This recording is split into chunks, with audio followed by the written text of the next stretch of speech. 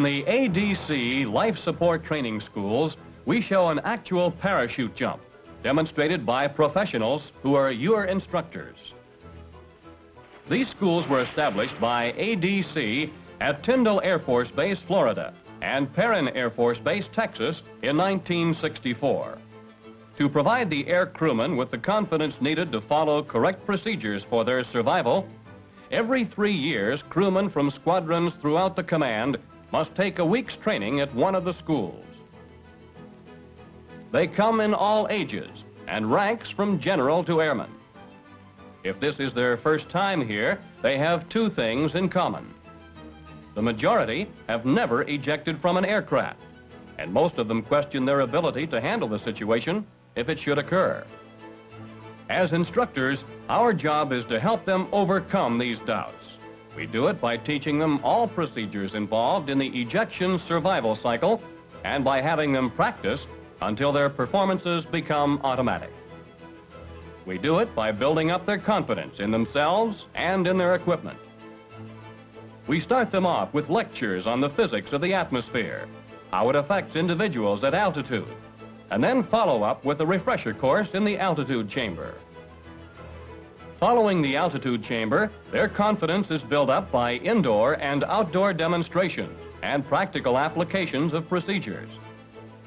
We minimize the fear of ejection by showing them the proper way to sit, head, spine, and hips in straight line, so that the thrust is evenly distributed along the spine and no damage is done. We go into detail about their personal equipment and the advisability of checking it out before every mission, of knowing the contents of the medical kits and what they can do for an injured airman, how to effectively operate their radios and beacons and other signaling devices such as the Mark 13 day-night flare, the pen gun, the strobe. Both can be seen at considerable distance on a clear night. The mirror, which has more rescues to its credit than any other signaling device. But mostly, we work outdoors, teaching them skills which will save broken bones or lives. We show them how to make parachute landing falls, how to approach the ground with head level, eyes on the horizon, arms folded, feet and legs together, knees bent but under control. The balls of the feet should strike first. The chin is tucked into the chest. The fall is initiated, the meaty parts of the body absorbing the shock. Here's the way it looks in slow motion. Chin is tucked in. Balls of feet touch ground. Calf touches ground. Then the thigh, the rump, and the back. The crewmen practice the falls, first from ground level, then from the jump platform. They practice parachute landing falls to the right, to the left, forward, and backward.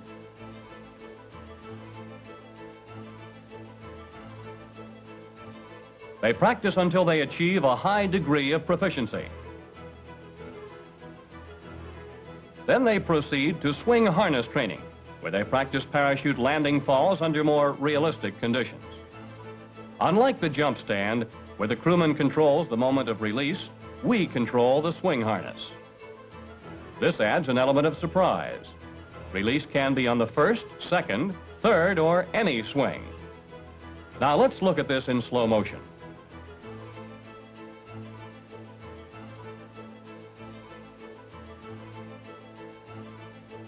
Next, to prepare them to cope with parachute drag, we schedule a session with the wind drag machine.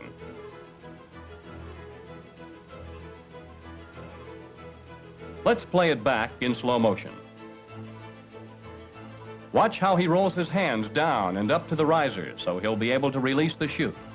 Then brings one leg up and kicks over on his back, which affords him more protection than on his stomach.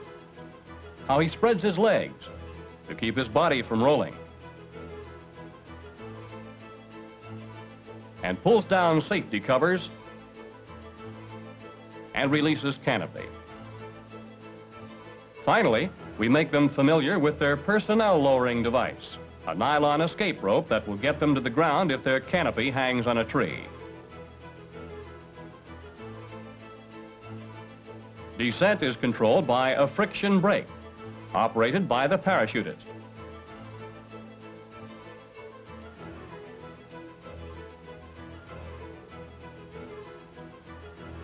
In releasing the risers, we have them avert their heads to avoid a backlash.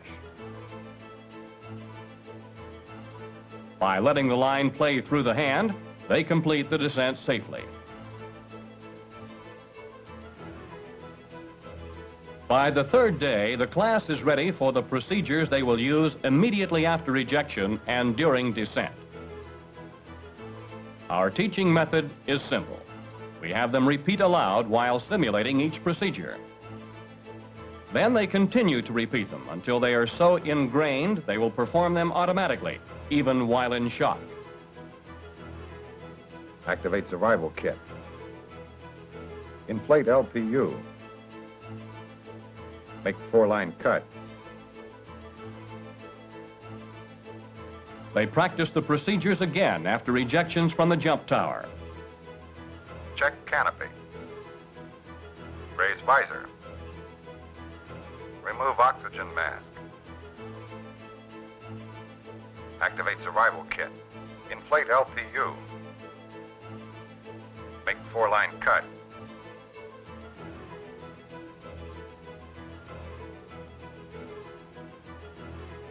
Hook life preserver in front. Survey terrain. They learn about water landings. Never release the canopy until the feet touch the water. Close canopy release safety covers. Turn to face the canopy and paddle away using the arms only. They learn rafting procedures, how to get aboard any type of raft. They learn to get free of a canopy if it should fall on them during a water landing. They learn to release the canopy in a drag situation on water as well as on land. When the day is over, they are ready for the major event of the course, parasailing. For many, parasailing is a sport. But at the ADC Life Support Training Schools, it is serious business. A meticulously organized and executed operation where nothing is left to chance. It is the final test for the air crewman before he graduates. For him, it carries the ejection to rescue cycle to the ultimate stage, short of actual ejection from an aircraft. Once launching starts, a student will be airborne about once every 3 minutes, with each student making 3 flights. We tell the crewman what is expected of him, the procedures he will follow, and the signals he will use. Offshore, support boats move into position. The towboat, the boat that will pick up the parasailer, the boat that will pick up the canopy. In moments, launch preparations are completed.